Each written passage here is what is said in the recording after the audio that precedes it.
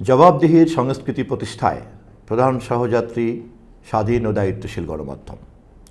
এই তাৎপর্যপূর্ণ প্রতিপাদ্যকে সামনে রেখে আজ বাংলাদেশ সহ বিশ্বব্যাপী বিশ্ব মুক্ত গণমাধ্যম দিবস 2026 উদযাপিত হচ্ছে।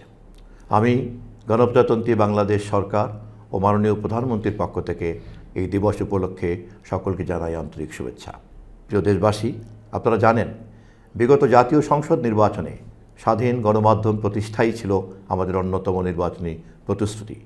আমরা সেই প্রতিশ্রুতি বাস্তবায়নে মাননীয় প্রধানমন্ত্রীর নির্দেশনা অনুযায়ী ইতিমধ্যেই সংশ্লিষ্ট সকলকে সঙ্গে নিয়ে কাজ শুরু করেছি। গণমাধ্যম একটি গণতান্ত্রিক রাষ্ট্র ব্যবস্থার অন্যতম প্রধান স্তম্ভ। স্বাধীন, বস্তুনিষ্ঠ ও দায়িত্বশীল গণমাধ্যম সমাজে স্বচ্ছতা, জবাবদিহি এবং সুশাসন প্রতিষ্ঠায় গুরুত্বপূর্ণ ভূমিকা পালন করে। রাষ্ট্র ও জনগণের মধ্যে সেতুবন্ধন রচনায় গণমাধ্যমের অবদান অনস্বীকার্য। একই সঙ্গে উন্নয়ন কার্যক্রম এবং নাগরিক অধিকার বিষয়ে সচেতনতা সৃষ্টিতেও গণমাধ্যম অগ্রণী ভূমিকা পালন করে আসছে। বর্তমান বিশ্বে তথ্য প্রযুক্তির অভূতপূর্ব বিকাশ গণমাধ্যমকে দিয়েছে নতুন মাত্রা। ডিজিটাল প্ল্যাটফর্ম, সামাজিক যোগাযোগ মাধ্যম এবং অনলাইন সংবাদ মাধ্যমের প্রসারে তথ্য প্রবাহ হয়েছে দ্রুততর ও বহুমাত্রিক।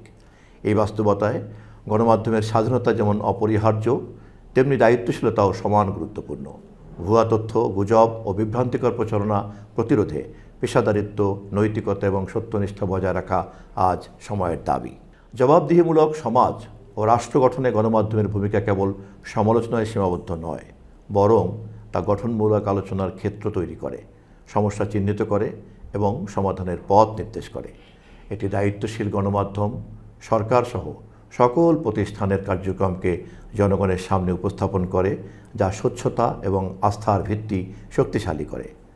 আসুন আমরা সবাই মিলে সত্য ও ন্যায়ের পক্ষে দৃঢ় অবস্থান গ্রহণ করি।